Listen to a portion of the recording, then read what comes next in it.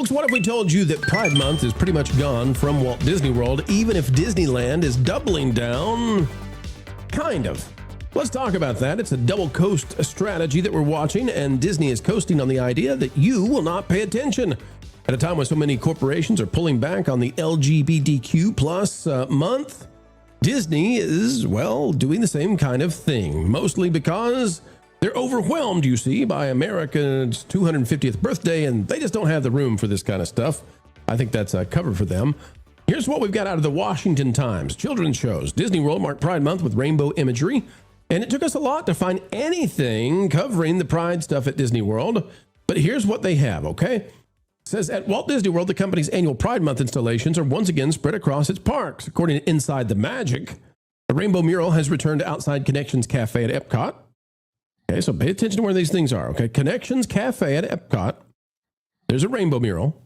Hollywood Studios is hosting a Mickey Balloon Pride photo opportunity featuring 11 balloons, each striped in different colors of a different Pride flag. And a Mickey Pride mural and themed slushy drink are available at Magic Kingdom.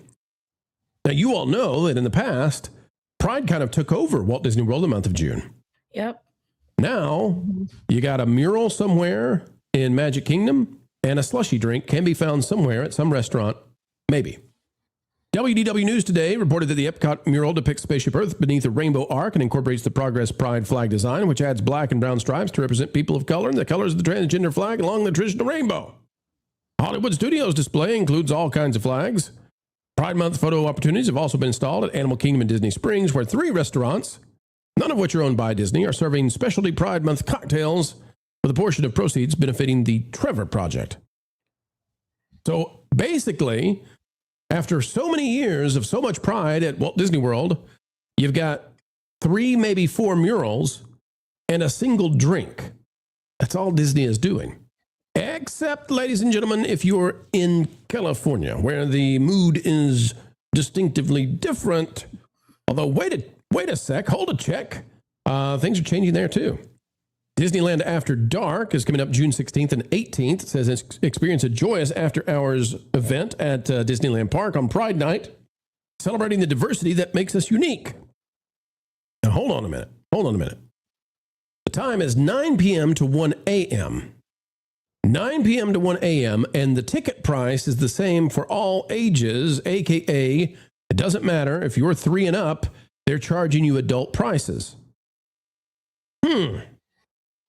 Why would that be?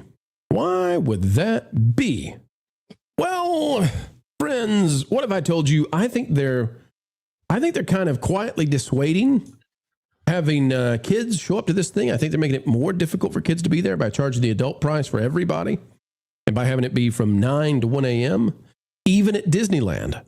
2 nights only and really not much else for the Pride Month. Now, everybody has their opinions about Pride. Some people are very supportive of it. Some people think that it's, a real sin. And there are people in between. And so we recognize all the different viewers and the way people view this thing. But it's interesting to me that we're seeing the collapse of Pride, merchandise, and support at the Disney parks. And I think it's fascinating that people aren't talking about this. And so I thought we should. MJ, what do you think? Can you walk us through what has it been like at the Disney parks in the past years in Pride Month as compared to now a couple of murals and a slushie? A couple of murals and a slushie. Except at Disney Springs, you can still decorate a cake with the Pride flag on it. But yeah. Isn't that a third party, though? It is. It's just part of their Pride Month. Yeah. But so it's a third party. Mm-hmm. Yeah, walk us through what has it been like in the past in the month of June at Disney parks when it comes to Pride Month? I'll be honest, I don't really go to the park during June. It's my birthday month, and unfortunately it falls under this category. So I try to avoid it by all means. I'm supposed to be heading to Gatorland this month. I gotta feed the Gators. May the Gators still be of an amorous candidate for Pride Month going to the parks, but it's been, from what I've seen, like the vloggers and whatnot and friends that are like, at the parks showing us what's going on. It's been pretty decent. It's getting better. It's I would say watered down And even in their films, they're pulling out some woke. Remember we were getting saturated with the woke stuff in all the Disney animation films. Now that's not happening as much either. So I don't know. Maybe things are taking a turn for the better. I would say management has something to do with that. And also the people have spoken. They're getting probably tired of it being shoved down their throats. But that's just what I have to say. So, Ron, your thoughts on the change this June versus prior Junes? You can definitely feel something is different. Oh, can you guys hear me? Bro? Yeah, I can hear you. Okay, I want to make sure that it's just me. So if hopefully I'm on. Yeah, you're good. June is I mean, from what I understand at the parks right now, it's very, very quiet. And what I have seen as far as Pride is concerned at in the parks is merchandise, massive amounts of merchandise that where 90% of what they put on the shelves has ended up a cast connection. Having been a cast member during many, many years, you go to Cast Connection in July, the merchandise starts showing up there, and it's a lot. And it always felt to me, and I'm just being completely honest, it always felt to me like the merchandise and everything else was far more for the cast members than for the guests. And I'm not trying to be like, no, nothing mean against, look, Disney, the type of environment it attracts cast members that are LGBT, fine, no issue with that whatsoever. Those people like that stuff. That's fine too. I don't look, not an issue.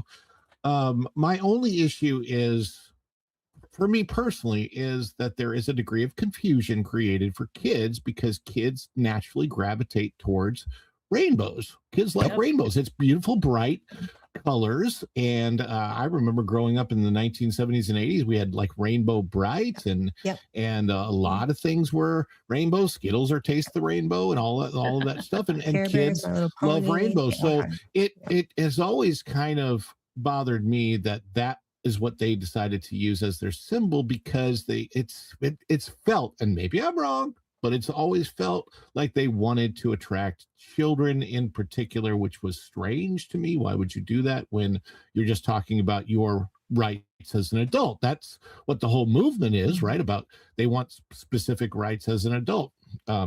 Whatever. Here's the thing as far as a park that is geared towards families with children, Disney adults aside, there's not really a need for, I think it's good to have, cupcakes, decorated rainbows, that's fine. But the symbolism should just be, hey, a bright, fun rainbow cupcake, not meaning anything else. And it's a different thing because a lot of times, like the rainbow cupcakes and stuff, I'm totally cool with, but I just don't like the meaning. I personally, I'll be like, you know what? You can choose your meaning, and my meaning will be the meaning that the rainbow was given in Genesis. So that's all. So if we go to that park place, you can see that back in 2025, we were already observing that Disney had scaled back significantly the merchandise aspect of this. And you're right, Ron. A ton of this just goes to, second and third party sellers to try to, offload it at the end because people aren't buying it. It really does. A lot. And by the way, we've covered this. I think it's young people who are sort of turning away from Pride Month. And I think the data is showing that. It may be seen as kind of hey, that's what older people do. They do Pride. And same thing is happening with tattoos, bizarrely enough. We're watching as young people are not getting as much tattoos because older people were getting tattoos, people in their 20s and 30s and 40s, and they got tattoos. And so now that, the younger generation always pushes back. It says, this article from last year says, during the final weekend of Pride Month, that park place was on the ground at Walt Disney World. And what we found might surprise those expecting the usual rainbow saturation. It says the subdued presentation appears to reflect a broader trend, not just at Disney, but across corporate America. And you can see this is it. This is what you had at Epcot last time. What's fascinating is, we had covered just how, here, by the way, here's an article talking about the fact that they can't move this stuff, Wish and Rainbow merchandise. We'll show that down here. Ron was talking about this. But what's amazing is we were covering this in 2025, just how much less merch we saw for Pride Month. This year, I would say it's down 80%. I mean, I don't know that statistic to be, hard. That's a guesstimate on my part, but I think we're down tremendously in the amount of stuff that they're doing. By the way, these are all items that they could not sell, that you're seeing the pictures of. They could not sell these things and had to send them on over to Cast Connections or to flea markets or Ollie's in the area in Orlando. So it's Wish stuff and it's Pride stuff, just nonstop. All right, Erika, your thoughts on the change that we've seen and, Disney quietly switching over to America 250 as opposed to Pride. And I think that's been their PR play, is to say, well, it's unique. It's America's 250th, but I don't think they'll bring back the rainbow stuff next year. Oh, that's a bold statement. Not bringing it back at all next year. Well, I mean, maybe the same as this year where you give a little token mural. Yeah. I mean, they've got, this is on par with Kwanzaa. Well, I'm hoping that they've finally gotten a clue that, their main demographic that has deeper wallets are parents.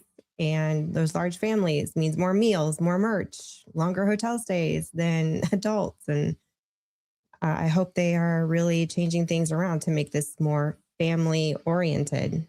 And we'll see. I'm happy they're going in this direction. It's more kid friendly. And there you go. Speaking to which, I had a question for Ron. Is this the first time they're launching a Cool Kids Summer, or they've done this before, Ron? That was last summer. That was last summer was the launch of Cool Kids Summer.